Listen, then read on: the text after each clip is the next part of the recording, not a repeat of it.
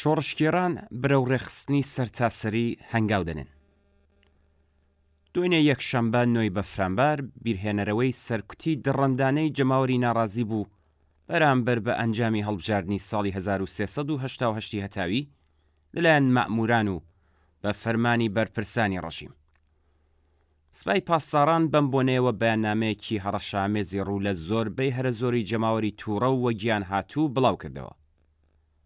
ئەم هەڕەشانە نیشانیدا کە بەرپرسانی ڕەژیم تا چەند لەوە دەترسن کە لافاوی ڕق و بێزاری پنگ خواردووی جەماوەر تەخت و بەختیان ڕابماڵێت. جگە لە هەڕەشەکانی سوپای پاسداران ئەم ساڵیش وەک ساڵانی ڕابردوو بە بۆنەی یادکردنەوەی وەحشیگەری بێوێنەی مەئمورانی ڕەژیم کۆمەڵێک ڕێوڕەسم لە سەرتاسەری وڵات بەڕێوە چوو بۆ ئەوەی بە شێوازی جۆراوجۆر جەماوەری ناڕازی چاوترسێ بکەن. بەڵام بەپێی راپۆرتەکان ئەم ڕێوڕەسمە سواو و فاناتیکە دەوڵەتیانەش گەلێک لاواز و ناسەرکەوتوتر لە ڕابردوو بوون.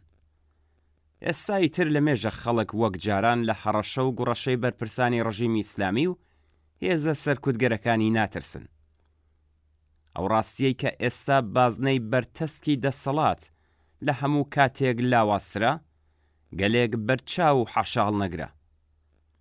ژنانی ئازادی خواست بە خەباتی بوێرانە و بەردەوامی خۆیان یاسای حیجابی زۆرم لێیان لەگەڵ شکست و ناکامی بەرەوڕوو کردوێتەوە. خەباتی کرێکاران و خانەنشینان بەردەوام ڕوو لە پەرەسەندنە. ڕۆژی ڕابردوو 9 بەفرامبار بازاڕیان و کاسبکارانی بازاڕی گەورەی تاران بە کۆبوونەوە و بەداخستنی دووکان و ناوەندە بازرگانیەکان ناڕەزاتی خۆیان بەرامبەر بە ناجێگیری بەهای دۆلار و تێپەڕبوونی نرخەکەی لە 81,000 تمەن دەربڕی. جەماوەرێکی زۆر لە ناڕازیان لە باغی سپاهسالار کۆبوونەوە و سەرەڕای حوزوری هێزەکانی پۆلیس بڕیارنامەیەکیان خوێندەوە.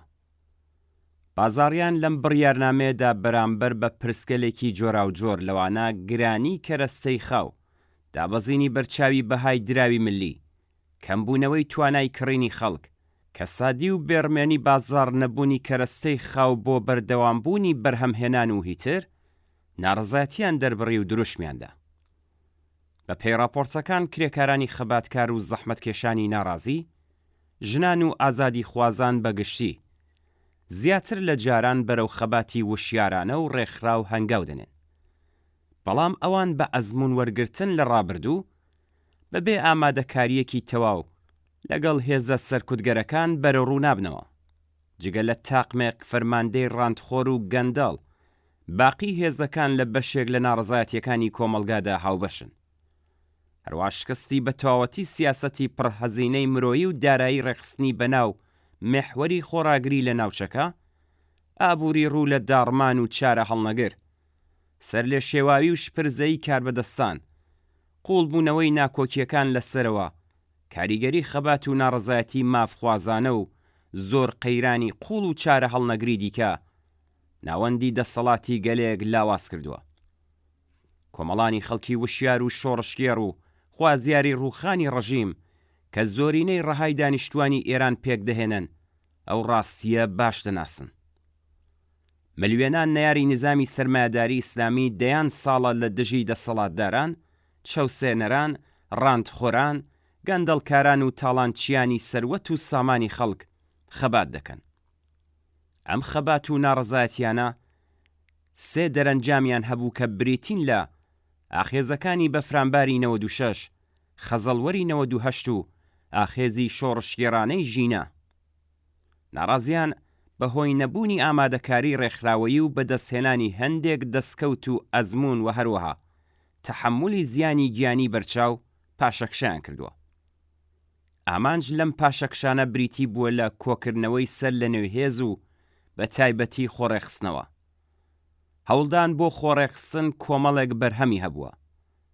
بۆ نمونە هەڵسوراوان یەکتریان ناسیوە و لە یەکتر نزیک بوونەتەوە.